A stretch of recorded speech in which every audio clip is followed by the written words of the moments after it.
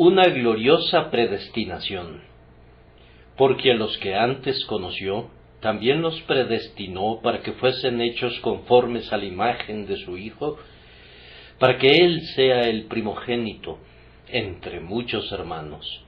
Romanos 8:29. Habrán notado que Pablo ha estado exponiendo una experiencia interna y espiritual muy profunda en este capítulo. Ha escrito respecto al espíritu de servidumbre y al espíritu de adopción, respecto a las debilidades de la carne y a las ayudas del espíritu, respecto a la espera de la redención del cuerpo y a los gemidos que son indecibles. Era muy natural, entonces, que una profunda experiencia espiritual lo llevara a una clara percepción de las doctrinas de la gracia, pues una experiencia así es la única escuela en la que se aprenden eficazmente esas grandiosas verdades. Una falta de profundidad en la vida interior da cuenta de la mayoría de los errores doctrinales en la Iglesia. Una sólida convicción de pecado, una profunda humillación por su causa y un sentido de completa debilidad e indignidad conducen naturalmente a la mente a creer en las doctrinas de la gracia, mientras que la falta de profundidad en estos asuntos hace que el hombre se contente con un credo superficial. Esas enseñanzas que son llamadas comúnmente las doctrinas calvinistas son usualmente más amadas y mejor recibidas por quienes han experimentado mucho conflicto de alma y que por esa razón han aprendido la fuerza de la corrupción y la necesidad de la gracia. Noten también que Pablo ha estado tratando en este capítulo acerca de los sufrimientos de este tiempo presente, y aunque por fe los considera como muy insignificantes comparados con la gloria que ha de ser revelada, nosotros sabemos que no eran insignificantes en su caso. Pablo era un hombre que había sufrido muchas tribulaciones. Por causa de Cristo iba de tribulación en tribulación, y para servir a la Iglesia nadaba a través de muchos mares de aflicción. Por tanto, no me sorprende que en sus epístolas hablara a menudo sobre las doctrinas del conocimiento anticipado, de la predestinación y del amor eterno, porque constituyen un vigoroso reconstituyente para el espíritu desfalleciente. Para estar alegre pese a muchas cosas que de otro modo lo deprimirían, el creyente puede dirigirse a los incomparables misterios de la gracia de Dios, que son vinos purificados.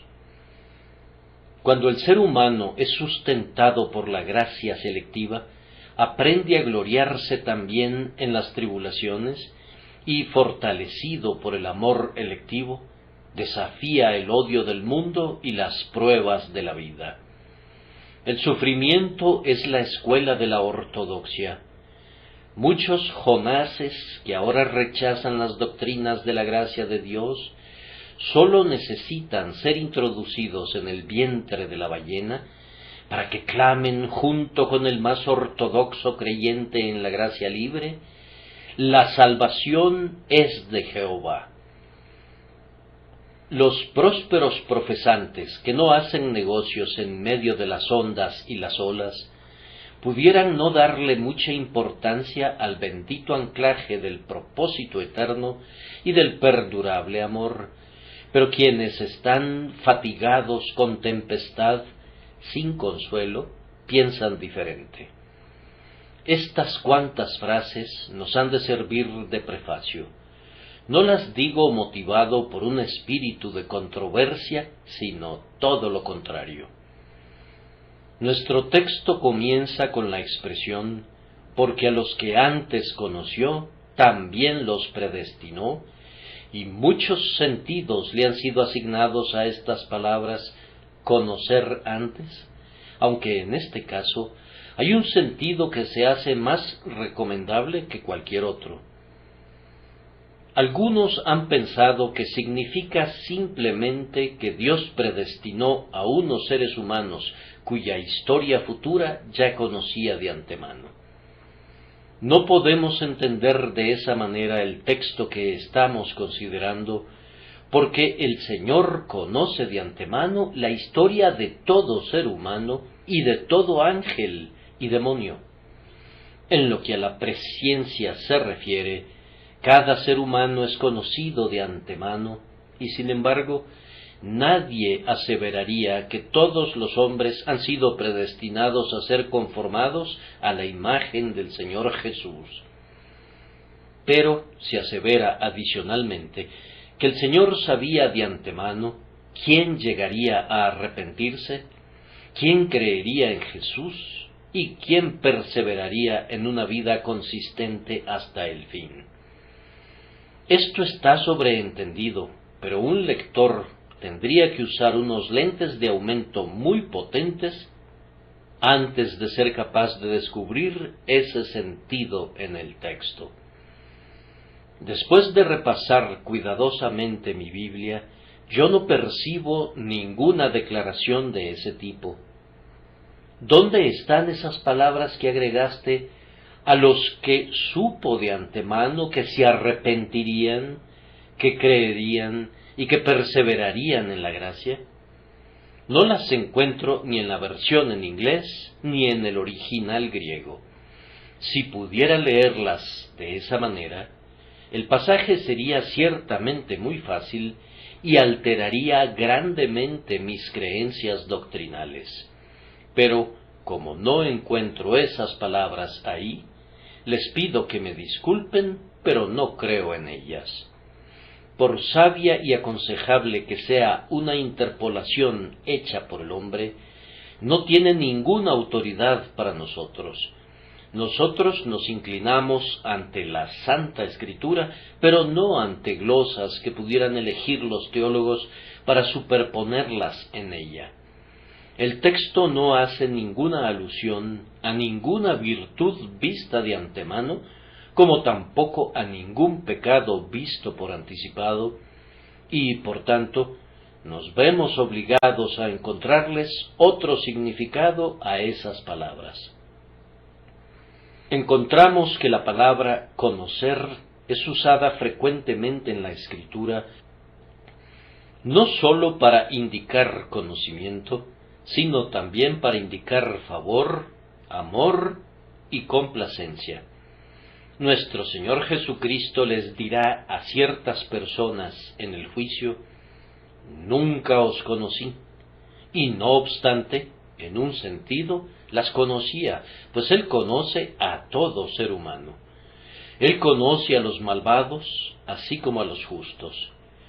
Pero ahí el significado es: nunca los conocí en el sentido de sentir alguna complacencia en ustedes o mirarlos con favor. Vean también Juan 10, 14, 15 y 2 Timoteo 2:19. En Romanos 11:2 leemos: ¿no ha desechado Dios a su pueblo, al cual desde antes conoció?, donde el sentido evidentemente contiene la idea de amar de antemano, y así debe entenderse aquí. Aquellos a quienes el Señor miró con favor al verlos de antemano, a esos predestinó para que fueran hechos conformes a la imagen de su Hijo. Ellos son, como lo expresa Pablo en su carta a los Efesios, predestinados conforme al propósito del que hace todas las cosas según el designio de su voluntad. No estoy ansioso por detenerme en asuntos controvertidos, sino por llegar al tema de mi sermón. El texto nos dice que el propósito de la predestinación es ser hechos conformes a Cristo. Tenemos, en segundo lugar, que la predestinación es la fuerza impelente que permite alcanzar esa conformación.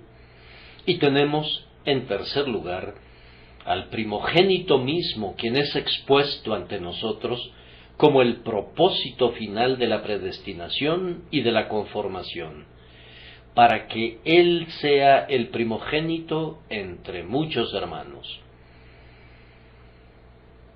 Observen cuidadosamente, entonces, que el sagrado propósito de la predestinación es que seamos hechos conformes a Cristo. No voy a hurgar ahora en la predestinación misma. Las cosas secretas pertenecen a Dios. Me parece que fue el obispo Hall quien dijo una vez: yo le doy gracias a Dios porque no soy uno de sus consejeros, pero soy de su corte. Si no puedo entender, no voy a cuestionar, pues no soy su consejero, pero voy a adorar y a obedecer, pues soy su siervo. Ahora, hoy, en vista de que se nos enseña aquí el propósito de su predestinación, nos corresponde a nosotros trabajar arduamente para alcanzarlo y bendecir a Dios porque ha puesto ante sí tal propósito, y orar para que podamos ser partícipes de él. Esta es la situación.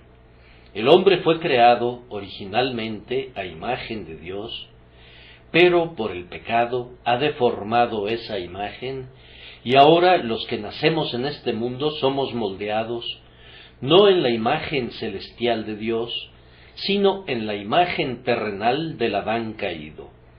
Hemos traído, dice el apóstol en la primera epístola a los Corintios, la imagen del terrenal. El Señor, en gracia ilimitada, ha resuelto que un determinado número a quien nadie puede contar, descrito aquí como muchos hermanos, será restaurado a su imagen en la forma particular en la que su Hijo eterno la revela. Para este fin, Jesucristo vino al mundo y portó nuestra imagen para que nosotros, a través de su gracia, podamos portar su imagen. Él se hizo partícipe de nuestras debilidades y enfermedades para que podamos ser partícipes de la naturaleza divina en toda su excelencia y pureza.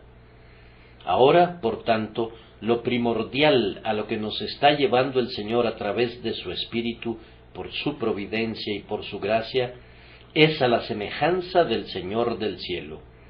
Él está transformando perennemente a los elegidos, eliminando la mancha del pecado y moldeándolos de acuerdo al modelo perfecto de su Hijo, Jesucristo, el segundo Adán, quien es el primogénito entre muchos hermanos. Observen ahora que esta conformación a Cristo consiste en varias cosas. Primero, hemos de ser hechos conformes a Él en cuanto a nuestra naturaleza. ¿Cuál era la naturaleza de Cristo entonces como divino? No debemos atisbar en ella, pero sabemos que Él era verdaderamente de la naturaleza de Dios, engendrado, no creado, dice el credo de Atanasio, y dice también, verazmente, siendo de la misma sustancia con el Padre. Ahora, aunque al momento de nuestra conversión somos nuevas criaturas, se dice de nosotros que también nos hizo renacer para una esperanza viva. Ser engendrados es algo más que ser creados. Esta es una obra más personal de Dios, y lo que es engendrado está en una más íntima afinidad para con Él que lo que es solamente creado. Así como Cristo estuvo, como el unigénito del Padre, muy por encima de las simples criaturas, así también ser engendrados por Dios, en nuestro caso, significa mucho más de lo que incluso la primera creación perfecta podía implicar. En cuanto a su humanidad, cuando nuestro bendito Señor vino a este mundo, experimentó un nacimiento que fue un tipo notable de nuestro segundo nacimiento. Nació en este mundo en un lugar muy humilde, en medio de unos bueyes y en un pesebre. Sin embargo, no le faltaron los cánticos de los ángeles ni la adoración de las huestes celestiales. De igual manera, nosotros nacimos también del Espíritu sin que lo vieran ojos humanos. Los hombres de este mundo no vieron ninguna gloria de ningún tipo en nuestra regeneración, pues no fue realizada mediante unos ritos místicos, ni se hizo con pompa sacerdotal.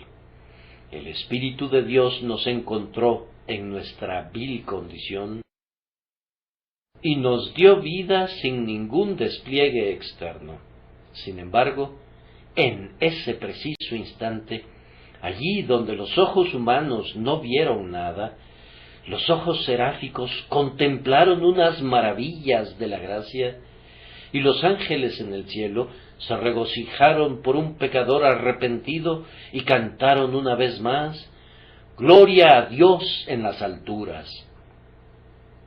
Cuando nuestro Señor nació, unos pocos espíritus escogidos saludaron su nacimiento.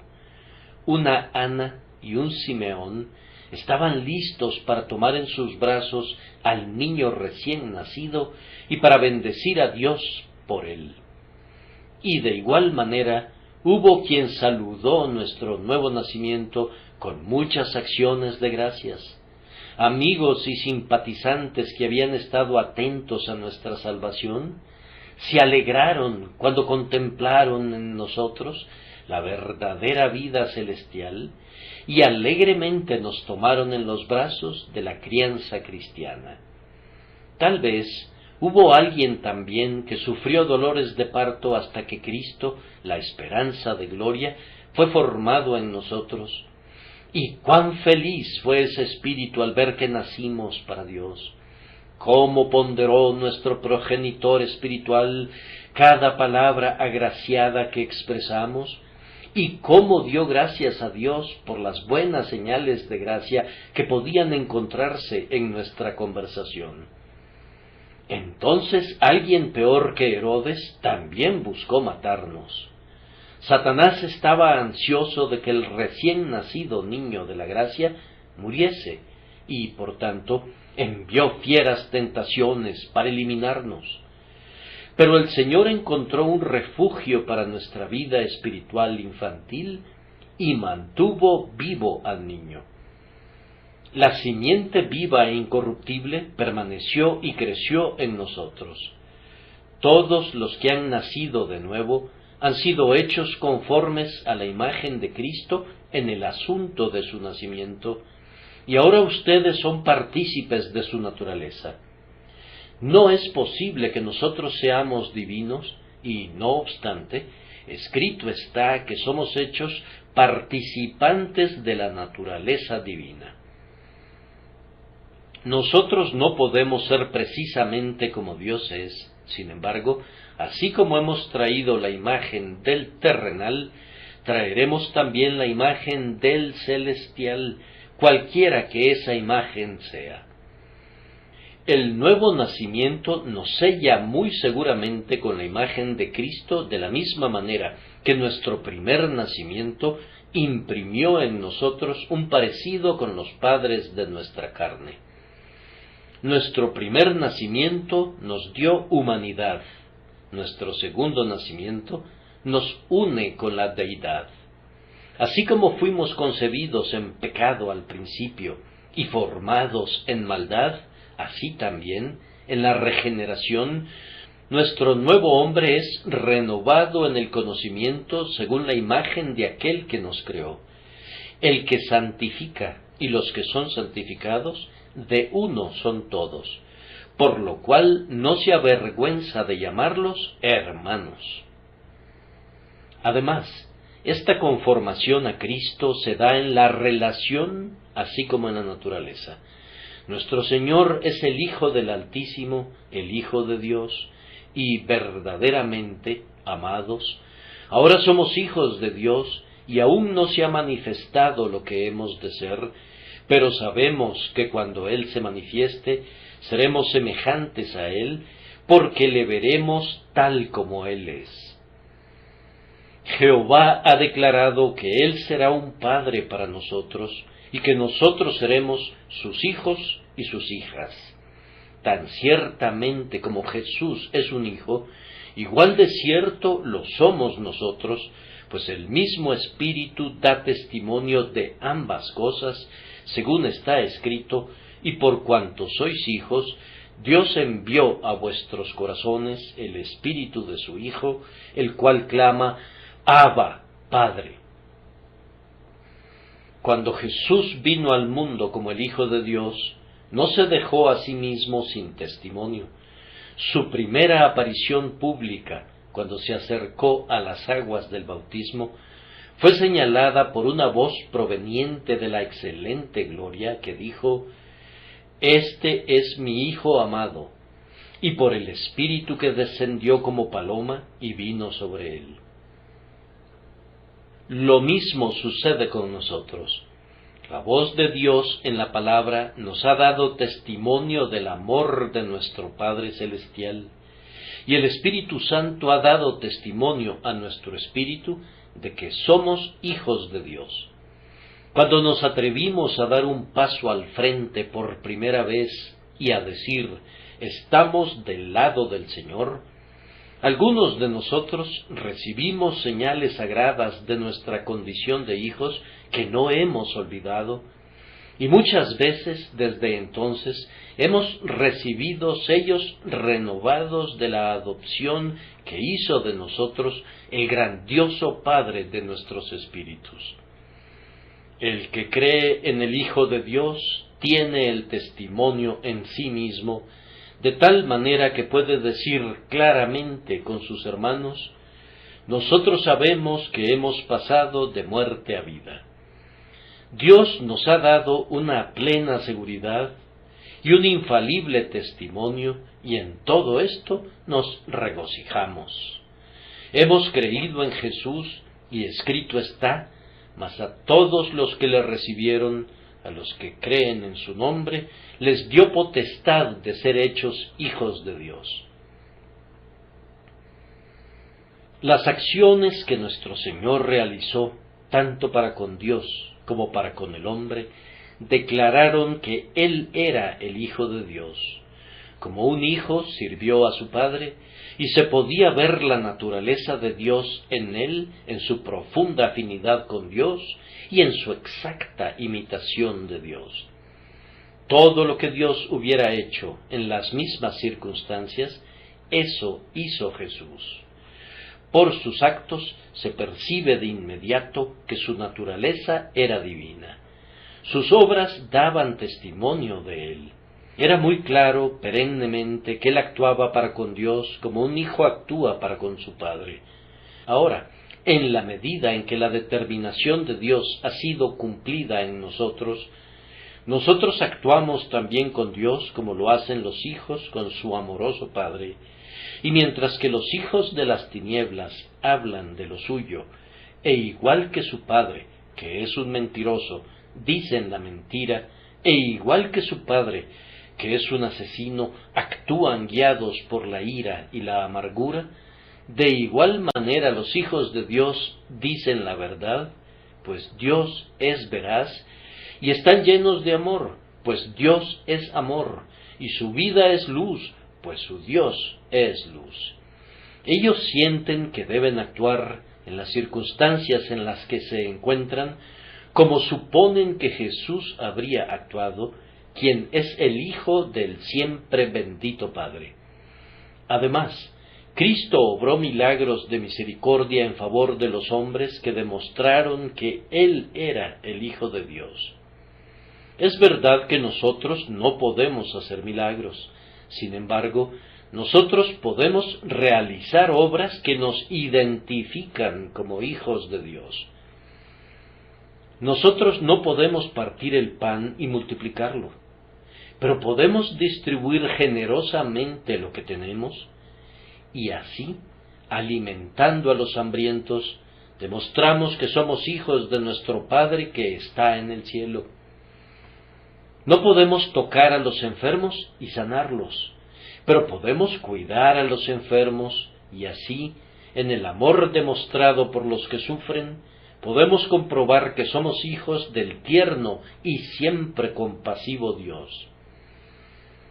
Pero nuestro Señor nos ha dicho que haremos obras mayores que las suyas, porque Él ha ido al Padre, y nosotros hacemos esas obras mayores. Podemos obrar milagros espirituales.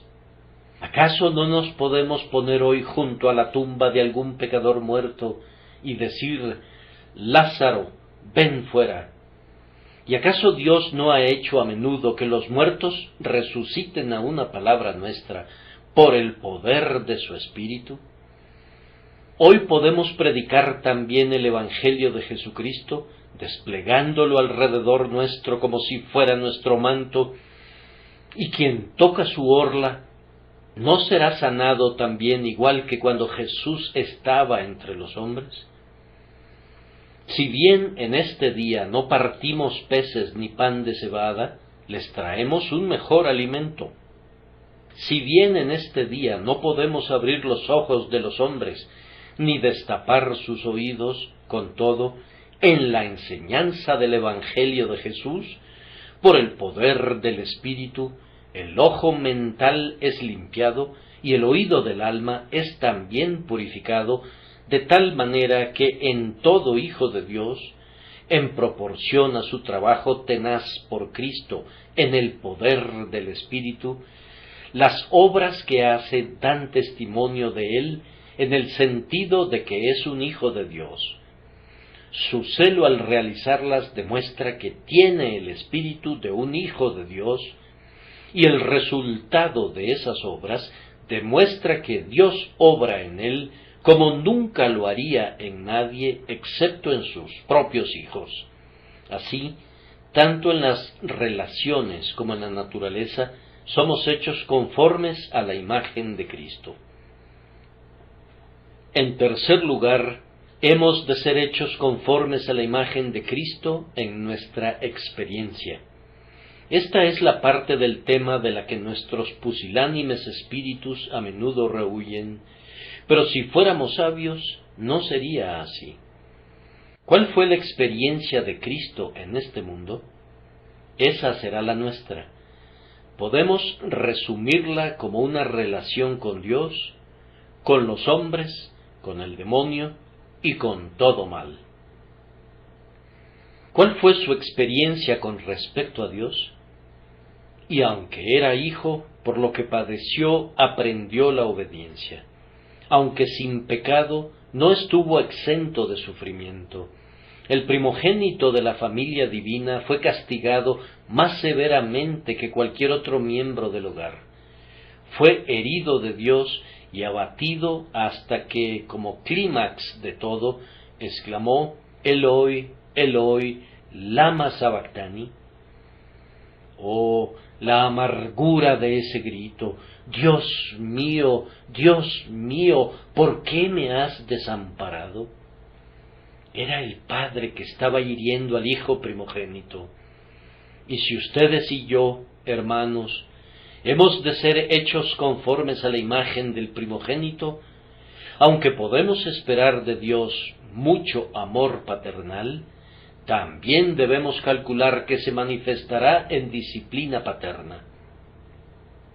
Si se os deja sin disciplina, de la cual todos han sido participantes, entonces sois bastardos y no hijos. Pero si son verdaderos hijos, hechos semejantes al primogénito, la vara hará que se duelan, y algunas veces se verán obligados a decir: Dios mío, ¿por qué me has desamparado? Porque el Señor al que ama, disciplina, y azota a todo el que recibe por hijo. Si soportáis la disciplina, Dios os trata como a hijos, porque ¿qué hijo es aquel a quien el Padre no disciplina? Si somos predestinados a ser hechos conformes a la imagen de su Hijo, el Señor nos ha predestinado a mucha tribulación y a través de ella heredaremos el reino. A continuación, inspeccionen la amada cabeza del pacto en su experiencia en relación a los hombres. A lo suyo vino y los suyos no le recibieron, despreciado y desechado entre los hombres. Él dijo: el escarnio ha quebrantado mi corazón y estoy acongojado. Ahora, hermanos, en la misma proporción en que somos hechos conformes a la imagen de Cristo, tendremos que hacer esto. Salgamos, pues, a Él fuera del campamento, llevando su vituperio, pues el discípulo, si es un verdadero discípulo, no es más que su maestro, ni el siervo más que su señor. Si al padre de familia llamaron Beelzebú, ¿cuánto más a los de su casa llamarán con un título más oprobioso, si pudieran inventarlo? Los santos de Dios no han de esperar coronas donde Cristo encontró una cruz. No deben esperar cabalgar triunfantes a lo largo de esas calles que vieron al Salvador siendo llevado apresuradamente a la muerte de un malhechor. Hemos de sufrir con Él si queremos ser glorificados con Él. La comunión en sus sufrimientos es necesaria para la comunión con su gloria. Luego, consideren la experiencia de nuestro Señor con respecto al príncipe del poder del aire. Satanás no era ningún amigo de Cristo, antes bien, encontrándolo en el desierto, vino a él con este maldito si eres hijo de Dios. El diablo comenzó la batalla con ese ataque contra su condición de hijo. Si eres hijo de Dios.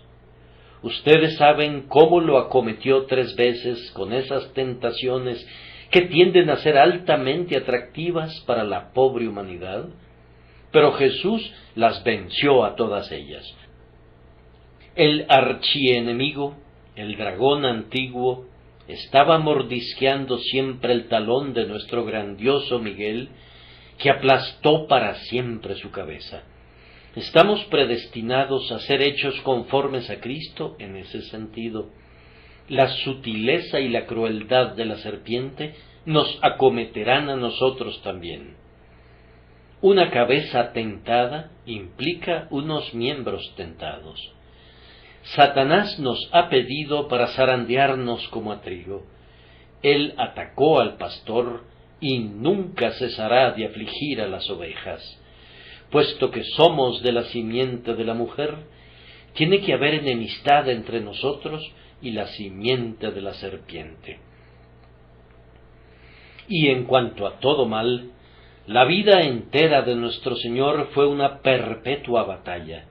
Él estuvo combatiendo contra el mal en los lugares altos y en los lugares bajos, el mal entre los sacerdotes y entre el pueblo, el mal vestido con un traje religioso, el mal en el fariseísmo y el mal con el vestido de la filosofía en medio de los saduceos. Lo combatió por doquier. Él era el enemigo de todo lo malo, de lo falso, de lo egoísta, de lo profano o de lo impuro. Y ustedes y yo tenemos que ser hechos conformes a Cristo en este respecto. Hemos de ser santos, inofensivos, sin mancha y separados de los pecadores. Hijitos, vosotros sois de Dios y el mundo entero está bajo el maligno. Al elegirnos, nos ha sacado del mundo para ser un linaje escogido, adversarios de todo mal, sin que envainemos jamás la espada hasta que entremos en nuestro reposo. Entonces hemos de ser como Él en naturaleza, en relación y en experiencia. En cuarto lugar, hemos de ser hechos conformes a Cristo Jesús en cuanto al carácter. Carecemos de tiempo y de capacidad para hablar de esto. Solo oro para que el Espíritu de Dios haga que nuestras vidas hablen de ello. Él estaba consagrado a Dios. Nosotros también lo estamos. el celo de la casa de Dios lo consumía. Debería consumirnos también a nosotros. Él se ocupó en los negocios de su Padre. Así debemos ocuparnos siempre. Él era todo amor para el hombre. Nos corresponde a nosotros ser lo mismo. Él era afectuoso y amable y tierno. Tal como fue, así debemos ser nosotros en este mundo. No quebró la caña cascada, ni apagó el pábilo que humeaba. Tampoco debemos hacerlo nosotros. Sin embargo, cuán severo fue en la denuncia de todo mal. Así debemos serlo nosotros.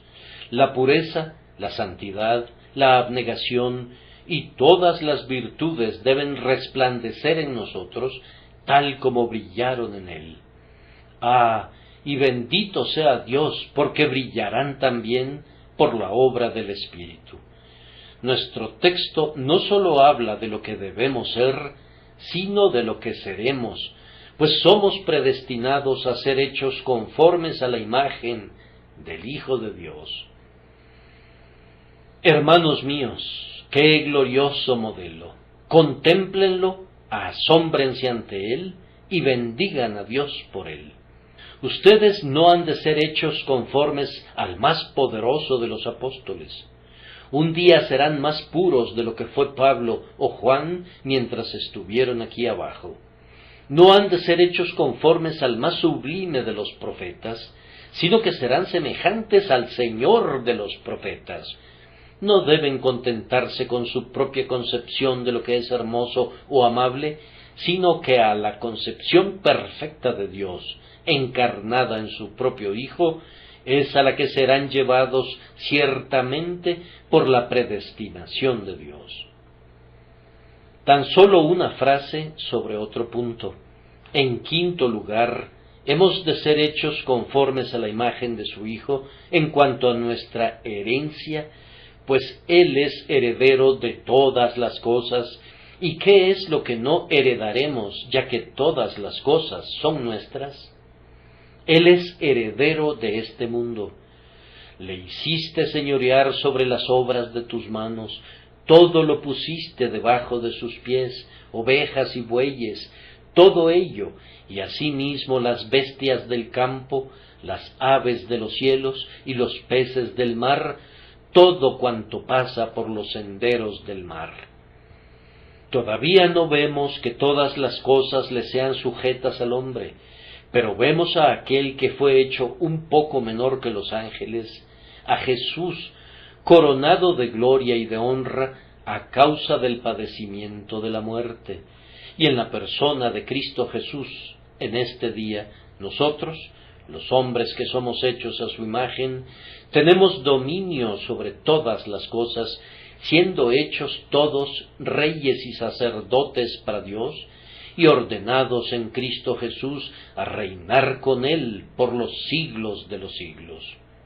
Y si hijos, también herederos, dice el apóstol. Por tanto, todo lo que Cristo tiene, lo tenemos nosotros. Y aunque pudiéramos ser muy pobres y desconocidos, con todo lo que pertenece a Cristo, nos pertenece. La riqueza de la tierra de Egipto será vuestra, les dijo José a sus hermanos, y Jesús le dice a todo su pueblo lo siguiente: todo es vuestro, y vosotros de Cristo, y Cristo de Dios. Debo concluir este punto. El tiempo pasa demasiado rápidamente esta mañana disertando sobre este deleitable tema, observando que hemos de ser hechos conformes a Cristo en su gloria. Vamos a pensar en nuestros cuerpos, ya que ese es un punto rodeado de consolación, puesto que Él cambiará nuestro vil cuerpo y lo hará semejante a su cuerpo glorioso. Somos ahora semejantes a Adán en dolor y debilidad, y pronto seremos semejantes a él en la muerte, regresando a la tierra de donde fuimos tomados. Pero resucitaremos a una mejor vida, y entonces llevaremos en gloria e incorrupción la imagen del segundo Adán, el Señor del cielo. Conciban la hermosura del Redentor resucitado. Hagan que su fe y su imaginación trabajen conjuntamente para que se figuren las indecibles glorias de Emmanuel, Dios con nosotros, ahora que está sentado a la diestra del Padre. Así serán nuestras glorias, y así de brillantes en el día de la redención del cuerpo. Contemplaremos su gloria, y estaremos con Él donde Él está, y nosotros mismos seremos gloriosos en su gloria. ¿Es Él exaltado? Ustedes también serán encumbrados. ¿Es Él un rey? Ustedes no carecerán de corona. ¿Es Él victorioso? Ustedes también portarán una palma. ¿Está Él lleno de gozo y regocijo? Así también el alma suya estará llena de deleites hasta el borde. Donde Él está, estará todo santo dentro de poco. Esto basta en cuanto al sagrado propósito de la predestinación. Ahora observen que la predestinación es la fuerza impelente que permite alcanzar esta conformación. Esta verdad se divide así. Es la voluntad de Dios la que nos hace conformes a la imagen de Cristo, más bien que nuestra propia voluntad. Ahora esa es nuestra voluntad, pero fue la voluntad de Dios cuando no era nuestra voluntad, y sólo se volvió nuestra voluntad cuando fuimos convertidos, porque la gracia de Dios nos condujo a querer en el día de su poder. No podemos ser hechos semejantes a Cristo de mala gana. Una voluntad anuente es esencial para llegar a ser semejantes a Cristo. Una obediencia renuente sería desobediencia. Sin Dios no nos inclinaríamos naturalmente al bien, mas Dios es el que en nosotros produce así el querer como el hacer. Dios nos trata como hombres responsables e inteligentes y no como piedra o metal. Él nos hizo agentes libres y nos trata como tales. Ahora estamos dispuestos a ser hechos conformes a la imagen de Jesús, sí, y estamos más que dispuestos, estamos ansiosos y deseosos de serlo, pero aún así, la principal y primera fuerza motriz no estaba en nuestra voluntad, sino en su voluntad, y hoy la fuerza inmutable de la que dependemos con suma confianza no está en nuestra inconstante y débil voluntad, sino en la inmutable y omnipotente voluntad de Dios. La fuerza que nos está haciendo conformes a Cristo es la voluntad de Dios en la predestinación. Y de igual manera es más bien una obra de Dios que una obra nuestra. Hemos de trabajar con Dios en el proceso de ser hechos semejantes a Cristo. No hemos de ser pasivos como la madera o el mármol. Hemos de ser seres que oran, vigilantes, fervientes, diligentes, obedientes, denodados y creyentes, pero, aun así, la obra es de Dios. La santificación es una obra del Señor en nosotros. Hiciste en nosotros todas nuestras obras, desde el principio y en el presente y hasta el final. El que nos hizo para esto mismo es Dios, quien nos ha dado las arras del Espíritu. No hay ninguna santidad en nosotros que fuera generada por nosotros mismos, nada bueno que proviniera de nuestra propia conformación. Toda buena dádiva y todo don perfecto desciende de lo alto.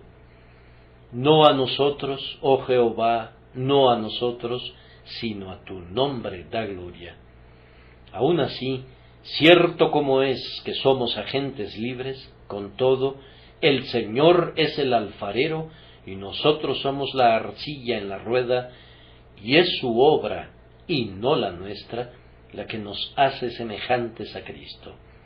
Si tocamos con nuestro dedo en cualquier punto de la vasija, se desfigura y pierde belleza. Es sólo donde la mano de Dios se ha posado que la vasija comienza a asumir la forma del modelo. Por tanto, amados, toda la gloria ha de ser para Dios y no para nosotros. Es un gran honor para cualquier ser humano que sea semejante a Cristo. Dios no tiene la intención de que sus hijos no tengan ningún honor, pues Él da honor a su propio pueblo, pero aun así la verdadera gloria le corresponde a Él, puesto que Él nos ha hecho y no nosotros a nosotros mismos. ¿No podemos decir esta mañana con corazones agradecidos, por la gracia de Dios soy lo que soy? Y no sentimos que pondremos todos nuestros honores, cualesquiera que sean, a los pies de aquel que conforme a su abundante misericordia nos predestinó para ser hechos conformes a la imagen de su Hijo. Ahora debo abordar un tercer punto y voy a hacerlo brevemente. Dulcemente se revela que el fin último de todo esto es Cristo. Los predestinó para que fuesen hechos conformes a la imagen de su Hijo, para que Él, Dios tiene siempre en mente algo para Él, su bienamado Hijo. Él tiene el propósito de su propia gloria en la gloria de su amado Hijo. Si Él nos bendice, el texto del domingo pasado sigue siendo válido. No lo hago por vosotros. Es por causa de alguien más excelso, de alguien mejor de lo que somos nosotros, es para que Él sea el primogénito. Ahora, si entiendo el pasaje que estamos considerando, significa esto.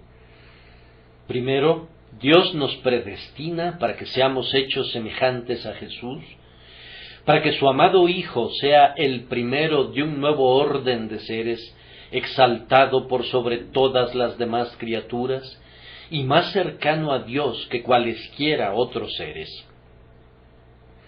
Él era Señor de los ángeles, y los serafines y querubines obedecían sus órdenes. Pero el Hijo deseaba estar a la cabeza de una raza de seres que estuvieran más íntimamente unidos a Él que cualquier otro espíritu existente. No había ningún parentesco entre el Señor Jesús y los ángeles, pues ¿a cuál de los ángeles dijo el Padre jamás, mi Hijo eres tú? Ellos por naturaleza son siervos, y Él es el Hijo, y esta es una sustancial distinción.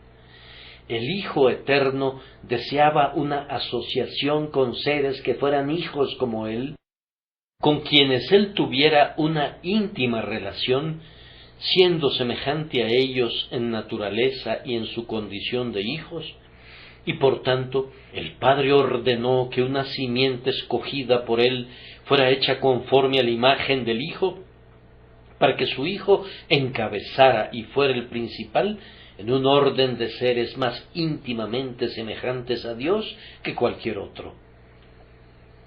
La serpiente le dijo a Eva, ¿sabe Dios que seréis como Dios, sabiendo el bien y el mal?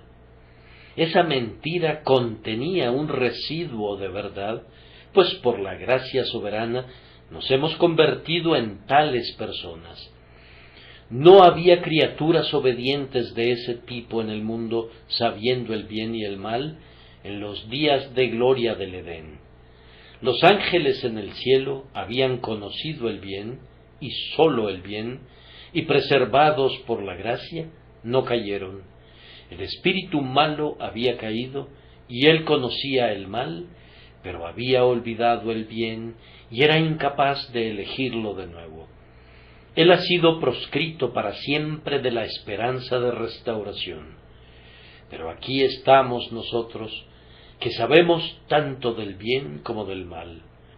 Entendemos lo uno y también lo otro, y ahora ha sido engendrada en nosotros una naturaleza que ama la santidad y que no puede pecar, porque es nacida de Dios. Hemos sido dejados como agentes libres, sí, somos más libres de lo que jamás fuimos, y sin embargo, en esta vida y en la vida venidera, nuestra senda es como la de los justos, cuyo brillo va en aumento hasta que el día es perfecto. Los ángeles no conocen el mal, nunca han tenido que luchar con el mal conocido y sentido en el interior, no han probado las sendas del placer pecaminoso, y por la gracia han sido apartados de ellas, de manera que con un íntegro propósito de corazón se aferran a la santidad perennemente. Jesús encabeza ahora una raza asediada, pero victoriosa, agudamente tentada, pero con la capacidad de vencer. Gozosa y alegremente será nuestro deleite para siempre hacer la voluntad del Padre. Para siempre con Cristo a nuestra cabeza seremos los más cercanos al trono eterno, seremos los siervos más leales, porque también somos hijos, los más firmemente apegados al bien, porque una vez conocimos la amargura del mal. Así como Cristo tuvo que beber la copa del sufrimiento por el pecado, nosotros hemos sorbido también de ella. Hemos conocido el horror provocado por la culpa, y por esa razón, en el futuro seremos una raza más noble a lo largo de toda la eternidad, más libre para servir, y para servir a Dios de una manera más noble que cualesquiera otras criaturas en el universo. Entiendo que ese es el significado del texto, que el Señor quiere que Cristo sea el primero de un orden más noble de seres. Pero, en segundo lugar, el propósito de la gracia es que haya algunos en el cielo con quienes Cristo pueda sostener una relación hermanable. Noten la expresión muchos hermanos, no que Él sea el primogénito entre muchos, sino entre muchos hermanos que han de ser como Él mismo. Nuestro bendito Señor se deleita en la comunión. Tal es la grandeza de su corazón, que no quiere estar solo en su gloria, sino que quiere tener asociados en su felicidad. Ahora hablo con aliento entrecortado. Dios puede hacer todas las cosas, pero yo no veo ninguna manera por la cual pudiera dar a su unigénito Hijo seres que sean afines a Él mismo, excepto a través de los procesos que descubrimos en la economía de la gracia. He aquí seres que conocen el mal y que conocen también el bien, seres que tienen infinitos compromisos por lazos de amor y de gratitud para elegir perdurablemente el bien, seres con una naturaleza tan renovada que siempre han de ser seres santos, y estos seres pueden tener comunión con el Dios encarnado en el sufrimiento como no pueden tenerla los ángeles, comunión en el castigo de la culpa como no pueden tenerla los ángeles, comunión en las angustias del corazón, en los conflictos, en los vituperios y en el quebrantamiento de espíritu como no pueden tenerla los ángeles. Y a ellos el Señor Jesús puede revelarles la gloria de la santidad, la bienaventuranza de la victoria sobre el pecado y la dulzura de la benevolencia como sólo ellos pueden comprenderla. Los hombres renovados son hechos compañeros idóneos para el Hijo de Dios. Él se complacerá todavía más gozosamente porque ellos comerán el pan con Él en su reino. Él estará gozoso cuando declare el nombre del Señor a sus hermanos. Él se gozará en el gozo de ellos y se alegrará en la alegría de ellos. Sin embargo, el texto quiere decir, sin duda, que ellos amarán y honrarán por siempre al propio Señor Jesucristo. Los hijos admiran al primogénito. En el oriente el primogénito es el rey y señor del hogar. Nosotros amamos ahora a Jesús y lo consideramos nuestra cabeza y nuestro jefe. Una vez que lleguemos al cielo, ¿cómo le amaremos y le adoraremos como a nuestro amado hermano mayor, con quien tendremos la familiaridad más íntima y a quien le rendiremos la obediencia más reverente? Cuán gozosamente le serviremos, cuán extasiadamente le adoraremos. ¿No querríamos que nuestras voces fueran más fuertes hasta volverse como truenos o como las muchas aguas? De lo contrario, seguramente no seremos capaces de alabarle como quisiéramos. Si hubiese que realizar trabajos para él en futuras edades, nosotros seríamos los primeros en ofrecernos como voluntarios para el servicio. Si hubiese que pelear batallas en tiempos venideros contra otras razas rebeldes, si se requiriesen siervos para volar sobre los vastos dominios del infinito para llevar los mensajes de Jehová, ¿quién volará tan velozmente como nosotros lo haremos una vez que sintamos que en sus atrios moraremos no como meros siervos, sino como miembros de la familia real, siendo partícipes de la naturaleza divina y siendo los más cercanos a Dios mismo? Qué bienaventuranza es saber que aquel que es Dios verdadero, de Dios verdadero, y que se sienta en el trono eterno, es también de la misma naturaleza que la nuestra, nuestro pariente, que no se avergüenza de llamarnos hermanos, ni siquiera entre las realezas de la gloria. Oh hermanos, qué honores son los nuestros. ¿Quién de nosotros se cambiaría con Gabriel? No tendremos ninguna necesidad de envidiar a los ángeles, pues, ¿qué son ellos sino espíritus ministradores, siervos en los salones de nuestro Padre?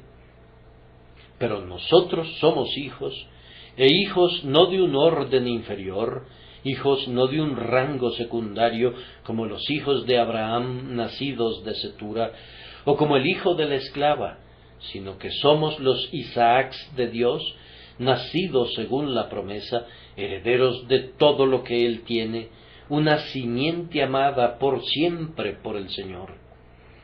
Oh, qué gozo debe llenar nuestros espíritus esta mañana ante la perspectiva que este texto revela y que la predestinación asegura.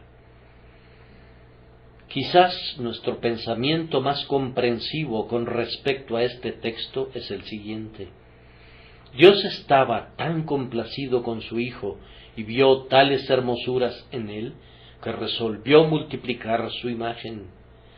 Amado mío, le dijo, tú serás el modelo a partir del cual voy a moldear a mi más noble criatura. Por tu causa voy a hacer que los hombres puedan compartir contigo, y los voy a atar a ti con cuerdas de amor, y serán mis parientes más cercanos, y en todas las cosas serán semejantes a ti. He aquí que de la casa de moneda del cielo son enviadas piezas de oro de inestimable valor, y cada una lleva la imagen y la inscripción del Hijo de Dios. El rostro de Jesús es más amable para Dios que todos los mundos, sus ojos son más resplandecientes que las estrellas, su voz es más dulce que la bienaventuranza. Por esa razón, el Padre quiere que la belleza del Hijo sea reflejada en 10,000 espejos en los santos hechos semejantes a Él, y que sus alabanzas sean cantadas por miríadas de voces de quienes le aman, porque su sangre los salvó. El Padre sabía cuán feliz iba a ser su Hijo al asociarse con sus elegidos, pues desde la antigüedad sus delicias eran con los hijos de los hombres.